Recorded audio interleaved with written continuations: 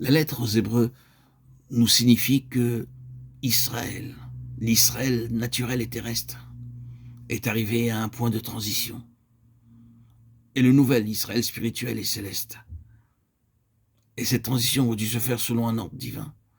Le premier faisant tranquillement place au second. L'ancien aurait dû donner la place entière au nouveau. L'ancien Israël aurait dû mourir et être enseveli et ressuscité en Christ et devenir Israël céleste. Les compagnons de Jésus-Christ, mais il refusa ce chemin. Et parce qu'il refusa ce chemin de Dieu, il fut mis de côté. Dieu continue simplement dans son dessein concernant son Fils. Et bien qu'il y en eut beaucoup d'appelés, il y en eut peu qui furent choisis. Il y en eut quelques-uns en Israël qui furent choisis comme compagnons, mais les nombreux qui furent appelés et refusèrent furent mis de côté. Et Dieu continua dans cette transition vers son nouvel Israël céleste. Remarquons-le, ils refusèrent positivement d'avancer sur une base céleste. Ils refusèrent d'avancer sur la base de l'homme céleste. C'est pourquoi, en résultat, ils suivirent le chemin d'Adam. Et nous avons ici une chose très intéressante et instructive. Adam avait été créé par Dieu, choisi par Dieu, et appelé par Dieu en relation avec son dessein concernant son Fils.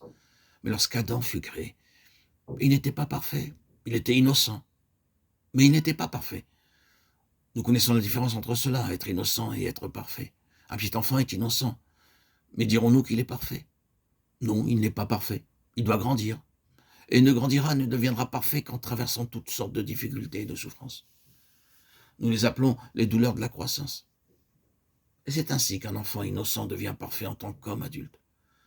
Adam était innocent, comme un petit enfant. Il était très beau, sans aucun péché en lui. Mais il n'était pas parfait. Il devait atteindre la perfection spirituelle, il devait être rendu semblable au Fils de Dieu. C'est la raison pour laquelle il avait été créé. Dieu permit qu'il soit éprouvé.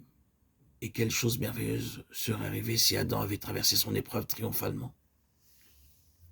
De l'innocence de l'enfance, il serait devenu un homme spirituellement adulte, comme le Seigneur Jésus humainement. Et nous, les enfants d'Adam, aurions été des personnes bien différentes. Mais il succomba dans son épreuve et ne suivit pas le chemin que Dieu l'avait appelé. Que fit alors Dieu? Il mit Adam de côté. Il mit sur lui une malédiction et dit en fait, cette sorte d'être ne pourra jamais me satisfaire. Il a refusé de suivre le chemin de mon fils. Et c'est exactement ce qui est arrivé à Israël selon la chair. Dieu avait fait Israël, avait choisi Israël et appelé Israël en ayant toujours son fils en vue. Et Israël refusa de suivre le chemin de Dieu.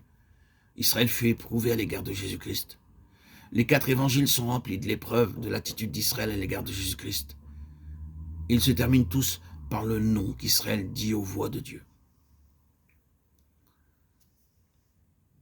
C'est ainsi que Dieu fit pour Israël ce qu'il avait fait pour Adam. Il le mit de côté. Il mit une malédiction sur le peuple. Et depuis tous ces siècles, cette malédiction est restée sur Israël.